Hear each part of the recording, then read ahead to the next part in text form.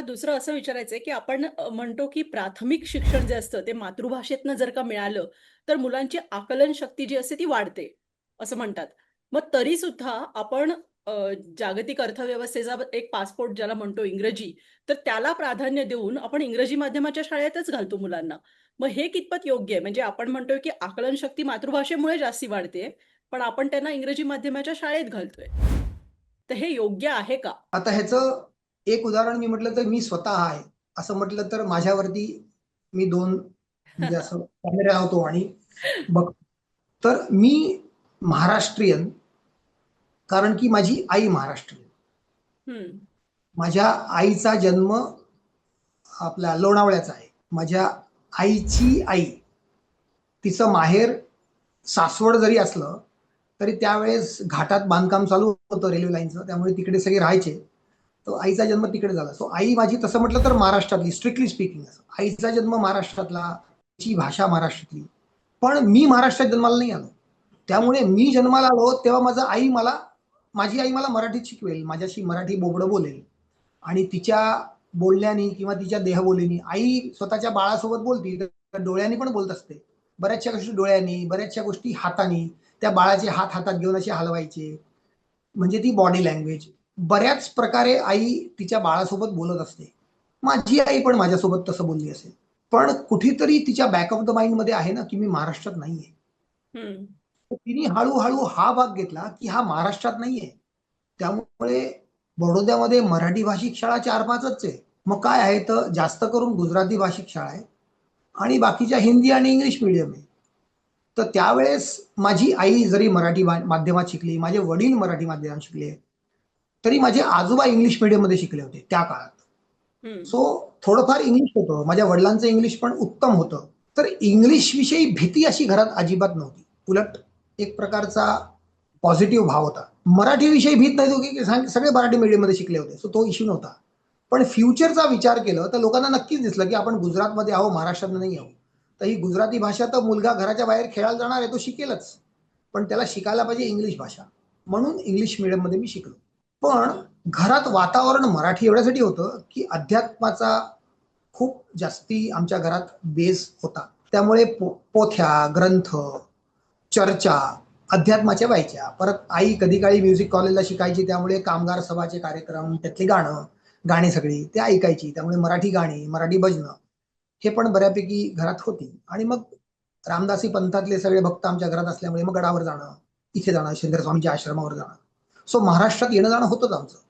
पण आमच्या घरात हे सगळं घडत होतं म्हणून मराठी भाषेला मुद्दामून महत्व कमी दिलं, की हे तर आपण करतोच आहोत. तू इंग्लिश शिक बाबा, तू हिंदी शिक बाबा असं. हं. आणि मी शिकलो. पण मला हे म्हणायचं उत्तर द्यायचं, की तुम्ही तुमच्या मुलांना मायबोलीमध्ये संस्कार घालता, पालन-पोषण करतात आई. पण ही भीती ठेवायची गरज नाहीये. कारण की घरचं वातावरण इव्हेंच्युअली त्या मुलाची वृत्ती, त्या मुला-मुलींची वृत्ती हे डिसाईड करतं. आणि त्या वातावरणात मला जर का सगळ्या भाषांचं प्रेम जडलं, इंग्लिशमध्ये पण तेवढाच आहे, मराठीतही तेवढा आहे, थोडाफार आहे. गुजरातीमध्ये मी बऱ्यापैकी गुजराती लिहितो, वाचतो, बोलतो. तर सगळ्या भाषांमध्ये कुठे-कुठे काहीतरी करायचं. आता जो जो माणूस सगळ्या भाषांमध्ये इंटरेस्टेड असला, रुची असली त्याला, तर तो एका भाषेत 100 मार्कांनी येणार ना. सगळ्या भाषांमध्ये 60-70 आहे. म्हणजे माझ्या सगळ्या लँग्वेजेस माझ्या चांगल्या आहेत. उत्तम असं म्हणता नाही येणार, बेस्ट असं म्हणता नाही येणार. चल जाता है ना, अपना चलता है नहीं. कल उठ के नॉर्थ में चला गया, कल उठ के साउथ में चला गया, तो थोडा बहुत समज में आएगा ना. काही काळ मी बँगलोरला होतो, त्यामुळे कन्नडा थोडंफार कळतं मला. कळण्यापुरतं आहे. त्यामुळे आपल्याला कळतं समोरच्याला काय उत्तर द्यायचं, कोणती साइन लँग्वेज वापरायची ते. सो तसं आहे. सो आईनी शिकवलेली भाषा ही तुम्ही आईच्या कुशीतून बाहेर पडण्यापुरती असते. एकदा आईच्या कुशीतून बाहेर पडलात, तुम्ही निसटलात, की तुम्हाला सगळ्या भाषा ओपन असतात. पण तुमच्या वृत्तीनुसार ते येतं जन्माला. म्हणजे प्राथमिक शिक्षण मातृभाषेतनंच व्हायला पाहिजे, असं काही नाहीये. कॉग्निटिव्हली सुद्धा असं तुला वाटतं? असं नाहीये. आणि दुसरं थोडंफार सायकॉलॉजीचा भाग घेतला ना, तर there is something called cognitive bias. हं, हं. आपण बायस होतो. आपलं कॉग्निशनचा अर्थ बोध हा होतो. मराठीमध्ये कॉग्निशनचा एक्झॅक्ट अर्थ म्हणजे बोध आहे. सो हं. आपला बोध बायस होतो. मराठी आणि मराठीचाच हेका ठेवला मी, पुष्कळशा माध्यमांमधून, दुसऱ्या भाषांमधून उत्तम प्रकारचं साहित्य वाहवत जात असतं. मराठीमध्ये अत्युत्तम साहित्य आहे. मराठी भाषा ही नुसती आध्यात्मिक उत्तम अमृतांनी लदलेली आहे. हम्म. प्रत्येक 100 वर्षात 2-2, 3-3 संत विभूती झाले आहेत मराठी भाषेमध्ये. त्यामुळे आध्यात्मिक साहित्य उत्तम आहे. कदाचित तसं साहित्य दुसऱ्या कोणत्या भाषेत असेल हे मला डाऊट आहे. नक्कीच गुजरातीत नाही असं मी म्हणेन. हम्म. इतकं सगळं मराठी साहित्य समृद्ध आहे आध्यात्मिकरिते, स्पिरिच्युअलिटीमध्ये. पण त्याशिवाय पण बरेचसे परिमाण असतात जिथे मराठी अतिशय कमी पडते. हम्म. ते स्वीकारलं तर मग इतर भाषांमध्ये आपण शिकायचा प्रयत्न करू. पण ज्या माणसाला महाराष्ट्र सोडायचाच नाहीये, किंवा असं पण म्हणू शकतो सेफली की तो माणूस महाराष्ट्र सोडणारच नाहीये, तर मी म्हणेन तुला दुसरी भाषा शिकायची गरज नाही. कारण की तू देश सोडून दुसरीकडे जाणार नाहीच आहे. तुझ्यावरती वेळ येणारच नाही की दुसऱ्या भाषेमध्ये तुला बोलावं लागेल. मग त्या केसमध्ये त्या माणसाने दुसरी भाषा नाही शिकली तर त्यात काही नुकसान होत नाहीये. पण ज्या माणसाला दुसऱ्या प्रांतात जायचं आहे, तिथे इफेक्टिव्ह, प्रभावकारक संभाषण साधायचं आहे, संवाद साधायचा आहे, तर मग त्या प्रांतात जाऊन त्या व्यक्तीला कम्फर्ट मिळेल त्या भाषेत. मग ती तुमची मराठी असेल तरी हरकत नाहीये किंवा त्याची भाषा असेल तरी हरकत नाही. संवाद साधला तर मग काहीतरी देवाणघेवाण चांगली होऊ शकते असं मला वाटतं. हम्म.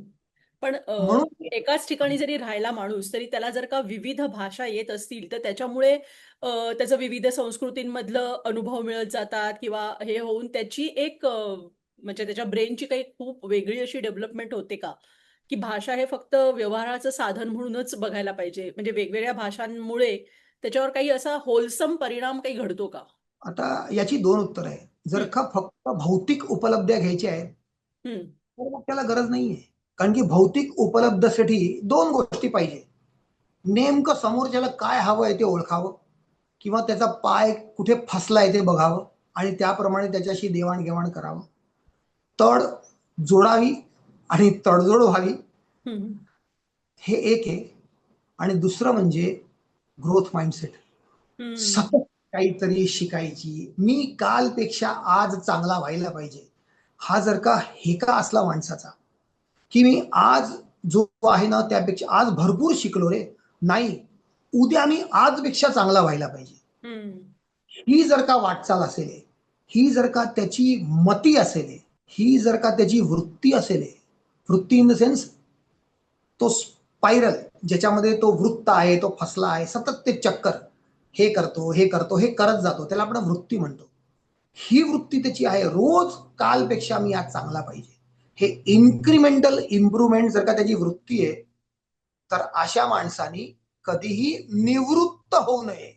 हं, आणि दुसरं, कायम स्वतःला दुसरा भाषा शिकण्यासाठी किंवा दुसऱ्या भाषांमध्ये काहीतरी आहे हे समजून, हे गृहीत धरून दुसऱ्या भाषांविषयी पण तेवढंच ममत्व किंवा तेवढंच प्रेम त्याला असलं पाहिजे, तर काहीतरी मिळेल तिकडून तुम्हाला. मराठी जिन्नस म्हटले, अन्न पदार्थ म्हटले, हं, तर खूप सगळे अन्न पदार्थ आहेत जे माणसाला परिपूर्ण आहार देतातच. महाराष्ट्रातले मराठी पदार्थ, खायची व्यंजनं, अन्न पदार्थ. पण याचा अर्थ असा होत नाही की म्हणून मी गुजरातचं, कर्नाटकचं, तमिळनाडूचं किंवा कुठलं खाणार नाही असं. कारण हं, की तिकडे पण पाकशास्त्र आहे. तिकडे पण अन्नाचे पदार्थ बनवायच्या वेगवेगळ्या तऱ्हा आहेत आणि तिकडे असून काहीतरी असेल जे आपल्या कामाला येईल. फाफडा काय असतं? पापडी काय असतं? ढोकळा काय असतं? मठिया काय असतं? थेपला काय असतं? हे सगळं आपण शिकलो, तर आपण त्याला श्रीखंड काय असतं ते शिकवू. आपण त्याला पुरणपोळी काय आहे ते शिकवू. आपण त्याला सांडगे शिकवू. आपण त्याला चकल्या शिकवू. शंकरपाळे, अनारसे शिकवू आपण त्याला. अनारसे नाहीयेत महाराष्ट्र गुजरातमध्ये. पण मग गुजरातमधनं आपण फाफडं, ढेपळे घेऊ आणि त्यांना अनारसे देऊ. ही जी देवाण-घेवाण आहे ना, ही सतत चालू राहते. हं, जितक्या व्यक्ती तितक्या प्रकृती, जितक्या प्रकृती तितकी आकलनं वेगवेगळ्या प्रकारची, जितक्या प्रकारची आकलनं तितक्या प्रकारचे धागे किंवा मुळं अशी पेरली जातात किंवा वरती येतात जमिनीतून आणि तेवढे ब्रह्मांड आहेत. प्रत्येकाचं विश्व, प्रत्येकाचं ब्रह्मांड वेगळं आहे. ते तुम्हाला नक्की करायचं तुम्ही ब्रह्मांडात एकाच ब्रह्मांडात राहून तुम्ही जगून राहणार आहात किंवा सगळी व्याप्ती अनुभवायला निघून पडणार आहात, असं काहीतरी आहे. हम्म. तर ह्याच्यावरनं मला एक म्हणजे एक कंपॅरिझन करावीशी वाटते की एक अमेरिकन माणूस आणि एक इंग्रज म्हणजे काय म्हणायचं त्याला इंग्लंडमध्ये राहणारा माणूस बरोबर. तर अमेरिकेमध्ये जगभरातल्या विविध संस्कृतीची लोक येऊन तिकडे सामावली. ओके, थोडीफार त्यांची संस्कृती त्यांनी टिकवली सुद्धा. म्हणजे अमेरिकेमध्ये बाहेरनं सगळे लोक येऊन त्यांच्या संस्कृतीत भर घातली, त्यांच्यातली थोडी स्वतःमध्ये घेतली, असं झालं. पण इंग्लंडमधले लोक जे आहेत ते दुसरीकडे जास्त करून गेलेत आणि त्यांनी तिकडे आपली संस्कृती लादण्याचाच एक प्रकारे प्रयत्न केला. कॉलोनिझम वगैरे जे काही कॉलोनायझेशन वगैरे झालं त्याच्यात त्यांची भाषा इतरांवरती त्यांनी लादतच गेलेत. पण अमेरिकेमध्ये बाकीचे लोक येऊन सामावलेत. जरी त्यांनी इंग्रजी वापरली आहे तरी सुद्धा त्यांनी सामावत गेले. म्हणजे त्यांना भरपूर संस्कृती सगळी आयती मिळाली आहे आपल्याकडेच. मुळात ते सुद्धा बाहेरनच बरेचसे लोक आलेले आहेत आणि अशी ती सरमिसळ आहे. आणि इंग्लंडमधला माणूस जो आहे तर तो आजचा अमेरिकन आणि आजचा एक इंग्रज ह्यांच्यामध्ये तुला काय फरक जाणवतो ह्याच्यामुळे घडलेला की अशा ज्या विविध भाषा किंवा संस्कृती ह्यांच्यामुळे? इंग्लंड हा देश जो आहे ते एक बेट आहे. मग त्याच्या शेजारी आयर्लंडचं बेट आहे, आणखीन एकदा स्कॉटलंडचं बेट आहे. असं तर वेल्स आणि इंग्लंडला आपण एक देश एक प्रांत समजलो तर आयर्लंड येतं, स्कॉटलंड येतं. म्हणजे हा द्वीप समूह आहे 4-5चा आणि त्याला कलेक्टिव्हली आपण ब्रिटन किंवा युनायटेड किंगडम म्हणतो. तर हा द्वीप समूह 17व्या शतकानंतर अतिशय जास्ती शक्तिशाली होऊ लागला. 18व्या शतकात त्यांनी त्याचा प्रभाव दाखवायला सुरुवात केली आणि 19व्या शतकात तो चरमसीमेवर पोहोचला. पण दुर्दैवाने मग ते महायुद्ध आणि जगाचा प्राणवाद झाला होता तो. आता अमेरिकेची गोष्ट करायची तर अमेरिका हे जे 2 खंड आहेत उत्तर आणि दक्षिण अमेरिका, तिथे इंग्लंडचा माणूस आधी नव्हता गेला. आधी तुमचा कोलंबस गेला, ना हा गेला, ना तो गेला, ना पोर्चुगल गेला, ना स्पेन गेलं. ही देश गेली सगळी.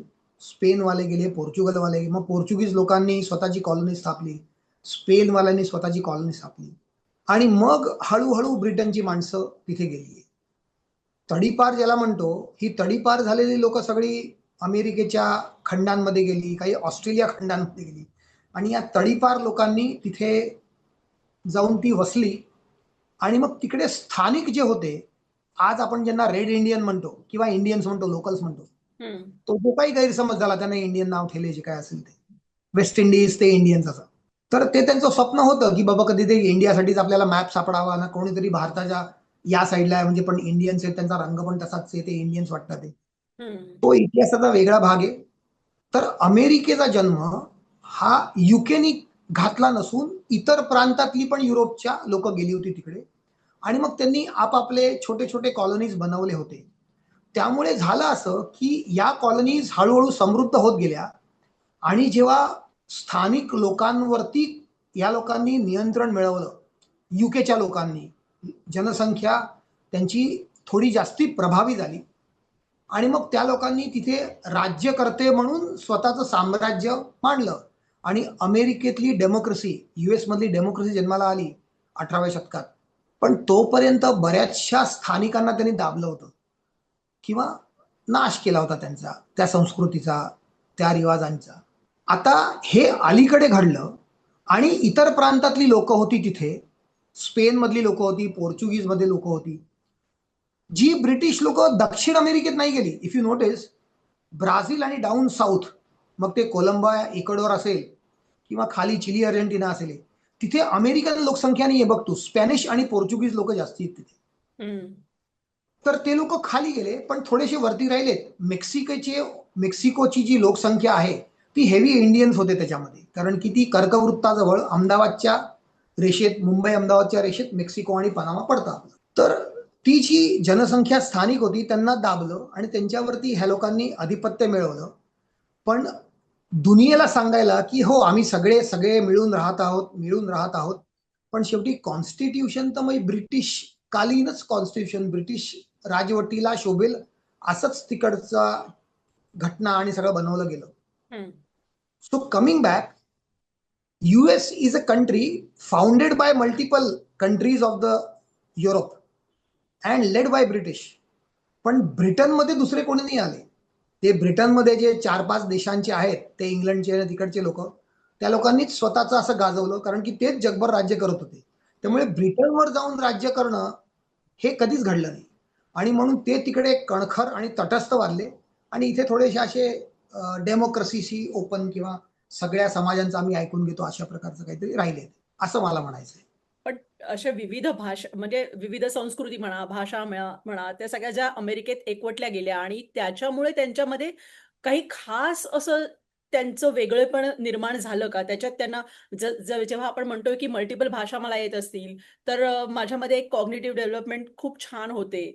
तर तसा फायदा त्यांना झालेल्यासारखा वाटतो का? अमेरिकन माणूस हा इंग्लंडच्या माणसापेक्षा, ब्रिटिश माणसापेक्षा वेगळा ह्यामुळे वाटतो का आज? त्याचे उत्तर थोडे कॉम्प्लिकेटेड आहे. कारण की काय आहे की ब्रिटन हा, आपण क्षेत्रफळ म्हटलं तर खूप लहान आहे तो देश अमेरिकेच्या तुलनेत. हं, हं, हं. एका उत्तर अमेरिकेच्या खंडामध्ये असे जवळजवळ 150-200 ब्रिटन किंवा 5-50 ब्रिटन राहून जातील. इतका छोटा आहे तो ब्रिटन. त्यामुळे नैसर्गिक संसाधनं युएस मध्ये जास्ती आहेत. एक हं, आहे. दुसरं, युएसचा जन्म हा राजा आणि राणी इथून नाही झाला, जो ब्रिटनमध्ये अजून आहे. तिकडे हं. सम्राट आहे किंवा राजा आहे, राणी आहे, क्वीन आहे, किंग आहे, हे अजून तिथे आहे. आणि अजूनही त्यांचं खूप जास्ती तिकडच्या घटनेवरती किंवा राज्यकारभारावरती त्यांचा प्रभाव आहे. बरोबर. पण युएस मध्ये घटना लिहिली गेली, तिथे कोणी राजा नाहीये. त्यामुळे तिकडे लोकशाही खूप उदार प्रमाणात पसरली आणि प्रसिद्धी पावली लोकशाही. हं. पण एक लक्षात घ्यायला पाहिजे, अमेरिकेची राष्ट्रभाषा आणि राज्यभाषा ही इंग्लिशच आहे. बरोबर. जरी पुष्कळशा देशातले विविध भाषिक लोक अमेरिकेत येऊन सेटल झाले, मेडिटरेनियन भूमध्य सागर जो आहे, तिथनं पण पुष्कळ लोक युएसला गेले आहेत. इटली, ग्रीस मधून, असं south of Poland, south of Spain, south of France पासून, स्वित्झर्लंडच्या खालच्या भागांपासून, ऑस्ट्रियामधनं खूप सगळी लोक गेली आहेत युएस. पोर्चुगीज, स्पॅनिश लोक गेली आहे, मेक्सिकन्स आहेत, तिकडची लोकल इंडियन्स आहेत ज्यांच्या भाषा वेगळ्या वेगळ्या असतील. पण आज युएस मध्ये बघतो तर इंग्लिश शिवाय दुसरी कोणतीही भाषा चालत नाही. हं. सो ते म्हटलं तर तिथे तो ब्रिटिशचा एक फॅक्टर आलाच, की आपल्याशिवाय दुसरी कोणती भाषा नसली पाहिजे. जो हट्ट त्यांनी भारतात ठेवला आणि इतर देशांमध्ये जिथे त्यांच्या कॉलनीज होत्या, तिथे त्यांनी स्वतःची भाषेचा प्रसार व्हावा, त्यासाठी लोकांचं कौतुक थोडं जास्तीच केलं. त्यामुळे ते आपल्या रक्तात शिरलं, की इंग्लिशमध्ये शिकता आलं किंवा इंग्लिशमध्ये बोलत असला तर त्याला खूप बुद्धिमान समजायचा. हे गृहीतिक आज पण आपल्या भारतात बऱ्याच लोकांमध्ये आहे, की कोणी इंग्रजी 2 शब्द फाडफाड बोलला, की त्याची बुद्धिमत्ता काहीच्या काही वाढलेली आपण समजतो. अशा ज्या गैरसमज आहेत, त्या तिथे आहेतच युएसमध्ये. बरोबर. ब्रिटिशमध्ये आहेतच. पण मग तो गैरसमज ब्रिटनमध्ये खूप मोठ्या प्रमाणात पसरला आणि म्हणून ब्रिटनपेक्षा युएस थोडं जास्तीच लवकर ग्रो झाला असं म्हटलं तरी चालेल. कारण हं. की जसं त्यांनी ब्रिटनपासून इंडिपेंडन्स, स्वराज्य मिळवलं ना, त्यानंतर अमेरिकेच्या ग्रोथचा दर भयंकर जास्ती राहिलाय. हं. आणि म्हणून दुसऱ्या महायुद्धात ते युएस होतं, ज्यांनी ते महायुद्ध गाजवलंय. युके राहिलं बाजूला, पण ब्रिटन राहिलं बाजूला, युएस वरती येऊन गेलं आणि त्यानंतर कोणीच बघितलं नाही. आणि हं. मग तो पाऊंड शिलिंगचा रेट हळूहळू कमी होत जाणं, युकेचं अधिपत्य हळूहळू नकारणं आणि आता ते नोकराच्या स्थितीत आलेत युएसच्या समोर, हे हं. आपण बघतो. हं. आता आपण हे जो इंग्रजीचा बायस जो म्हणतो ना, तर तसा आपल्याकडे पण मराठी बद्दल बोलायचं झालं तर प्रमाण भाषा आणि अगदी बोलीभाषा बोलणारा वेगळा वर्ग, म्हणजे वेगवेगळ्या बोलीभाषा बोलणारा वर्ग आहे. तर हा जो प्रमाण भाषेचा जो बायस आहे, की ते प्रमाण भाषा म्हणजे एक अभिजात वर्ग, अभिजन वर्ग असं आपण म्हणू त्याला. तर बाकीच्या बोलीभाषांना काही महत्त्व दिलं जात नाही. तर हा फ्लुएन्सी बायस आपल्याकडे पण आहे ना? मग हो ह्याच्याकडे आहे. आपण कसं बघतो? हां. तर हा बायस खूप जास्त करून, मला शहरांची नाव घेण्यात हरकत नाही, मला असं वाटतं कोल्हापूर आणि पुणे अच्छा. 2 शहरं आहेत, की जे असं तू म्हणती प्युरिटी ऑफ लँग्वेज, हं. शुद्ध भाषा, ह्याचा हट्ट या लोकांनी लावून धरलाय, पुण्यानी आणि कोल्हापूरनी. हं. दुसरं साम्य पुण्या कोल्हापूरमध्ये काय आहे? मी हा विचार केला तर. कारण की तू हे नेमकं एक अशा व्यक्तीला विचारलाय प्रश्न, जो गुजरातमध्ये आहे आणि गुजरातमध्ये असं भाषेचं हेडक्वार्टर नाहीये कोणतं. हं, हं. बरोबर. जसं मराठी भाषेचं हेडक्वार्टर पुणे घेतलं, की पुणेरी माणसं जो बोलेल, पुणेरी भाषेत जो बोलेल, पुणेरी मराठी, ह्याला जे आपण आधिपत्य देतो ना, किंवा म्हणतो की बाबा हे लोक किंग असतात किंवा भाषा तर ह्यांचीच किंवा विद्येचं माहेरघरच, हे कदाचित इतिहासाचा भाग असू शकतो. कारण की कोल्हापूर आणि पुणे या गाद्या पण आहेत आणि होते. हम्म, हम्म. मराठा साम्राज्याची गादी पुणे आणि कोल्हापूर, सातारा पण. तर पुणे कोल्हापूर ही गादी असल्यामुळे, साम्राज्याचा हेडक्वार्टर असल्यामुळे, आणि साम्राज्यात तुम्ही माना नका मानू थोडेफार ब्राह्मण असायची. मग ती ब्राह्मण अशीच रोडवरती निवडलेली नसती. बुद्धिमान, प्रखर ब्राह्मण, खरोखर ज्यांना व्यवहार ज्ञान कळतंय, भान आहे, समाज भान आहे, अशी ब्राह्मणं असायची. आणि ब्राह्मणाकडे भाषा थोडी असते, कारण की तो शास्त्रोक्त वाचत असतो, अभ्यास करत असतो. संस्कृत आणि उच्चारांकडे त्याचं लक्ष थोडं जास्ती असतं. हम्म. गादी पुणे कोल्हापूरमध्ये असल्यामुळे ती भाषा पुणे कोल्हापूरकडची स्ट्रॉंग झाली. मुंबईया होता है चलता है, समजले बे, दे दे बे, आने दे बे, हे सगळं मुंबईचं आहे. पण हे थोडं समुद्राच्या कडचे ते आगरी लोक, तिकडचं ते ट्रान्झॅक्शनल जे लिंगो असतं, थोडंफार बाहेरचं अरेबिक, पर्शियन आणि उर्दू आणि हिंदी आलंय, ते गुजराती माणूस असाही मुंबईत शिरलेल्यामुळे थोडी अशुद्धता मुंबईची स्वीकारतो आणि मुंबईला लेट गो केला आपण. पण पुणे हे घाटात चढल्यानंतर वरती गेल्यावर आहे. कोल्हापूर तर आणखीनच तेवढं इनएक्सेसिबल आहे. कोल्हापूर पासून इतर बॉर्डर्स तर खूपच दूर आहेत, महाराष्ट्राच्या 100, 150, 200 किलोमीटर दूर आहेत. आणि पुणे तर एकूणच केंद्रस्थानी आहे. त्यामुळे ते असं घडलं की ती लँग्वेज, ती भाषा जी पुण्याची आहे, तिला मान मिळाला आणि तिला स्वतःच असं ज्याला म्हणतात की हेडक्वार्टर्स म्हणा, आधिपत्य म्हणा, ते गाजवायला तो परिसर मिळाला आणि तिथे ते केंद्रस्थान बनलं. हे माझ्या मते 2010 पर्यंत खूप जास्ती होतं. कारण की या बोगद्यातून मी पण निघालोय. मी 2005 ते 2008-9 4 वर्ष पुण्यात होतो. आणि एक धेड गुजरी भाषा बोलणारा, नाही मराठी नाही गुजराती, असं काहीतरी केमिकल लोचा जेव्हा पुण्यात येतो, तेव्हा मी जे काही बोलतोय तिथे बोलायचो, काम करायचो कंपनीमध्ये, तर मला ऐकायला दादोजी कोंडदेव भरायचे. पाठीमागचे सगळे खुर्च्या सगळे लावून बसायचे की मुक्या कसा बोलतो, पण तो गुजराती, ते तो कसं बोलतो, पण ते कोणते मराठी शब्द गुजराती असे. तर मी सुरुवातीला खूप कॉन्शियस झालो. 2-3 महिन्यानंतर मी ते स्वीकारलं की बाबा भाषा आपल्यामध्ये रुजायला बराच काळ द्यावा लागतो, 1-2 वर्ष द्यावी लागतात. पण अचानक 3-4 वर्षांनी मी जेव्हा पुणे सोडलं, तर एक घडलं होतं स्वाती, माझं मराठी बदललं होतं. पण ते 100पैकी 100 येईल एवढं होतं बदललं. ते थोडंफार बदललं होतं. त्यामुळे झालं असं की जेव्हा मी बडोद्यात परत आलो ना, तेव्हा बडोद्यातली लोक मला ऐकायला यायची की हा स्वतःला पुणेरी समजतो, असे शब्द का वापरतो. बरोबर. ह्या अनुभवातून मी निघालो, तेव्हा मला भाषेविषयी आणखीन कौतुक वाटलं की भाषा एक जबरदस्त वस्तू आहे. असं की जराशी त्याची काडी केली भाषेसोबत, तर काय त्याचे अर्थ निघतात किंवा काय लोकांना गंमत वाटते, हे कळायला लागलं. आणि मग त्यानंतर 2010 नंतर तर आपण ते टीव्हीवरती बघायला लागलो की लोक भाषा मिक्स करून जोक बनवायचे, काहीतरी असं वाक्य बनवायचे, वाक्यांश बनवायचे आणि ते टाकायचे समोरच्यावरती काहीतरी, किंवा गैरसमज निर्माण करणे, 2-3 भाषा वापरणे किंवा वेगळ्या भाषेचा शब्द वापरून गैरसमज किंवा एखादी थट्टा किंवा गंमत जम्मत करणे, हे कुठेतरी जमायला लागलं. सो म्हणायचं असं की ठीक आहे, आपल्याला आता तर कळलंय ना की महाराष्ट्रात शुद्ध मराठी जी पुणे कोल्हापूरची आहे, ती सोडून इतर प्रांतांमध्ये पण तिकडची आपल्या विदर्भातली भाषा वेगळी आहे, मराठवाड्यातली भाषा वेगळी आहे. तुम्ही जसे कोल्हापूरहून खाली उतराल, सीमेकडे जाल तुम्ही, तर बेळगावला पोहोचेपर्यंत मराठी इतकी बदलली विचारू नका तुम्ही. आणि बेस्ट म्हणजे तुला सांगतो की अक्कलकुवा नावाचं एक गाव आहे, ते गुजरात आणि महाराष्ट्राच्या सीमेवरती आहे. आणि ते मग तुमचे ते नंदुरबारचे सगळे खेडेगाव लागतात. तू कधी गुजरात मधून नंदुरबार साईडला जा, तर डेडियापाडा नावाचं एक गाव आहे गुजरात मधलं, त्यानंतर एक 25 किलोमीटर वरती महाराष्ट्राची सीमा लागते. पण स्वाती, त्या डेडियापाडातली जी लोक आहेत ना, ती ज्या भाषेत बोलतात ना, ती भाषा नाही गुजराती नाही मराठी, त्याचे शब्द पण वेगळ्या भाषेत. आता सांग तुम्हाला त्यांना कोणत्या भाषेमध्ये मोजायचे, आणि त्यांना अशिक्षित समजायचं, बरोबर ते आहे. शुद्ध समजायचं त्यांना नाही. ते त्यांच्या जगात, त्यांच्या विश्वात राहत आहेत.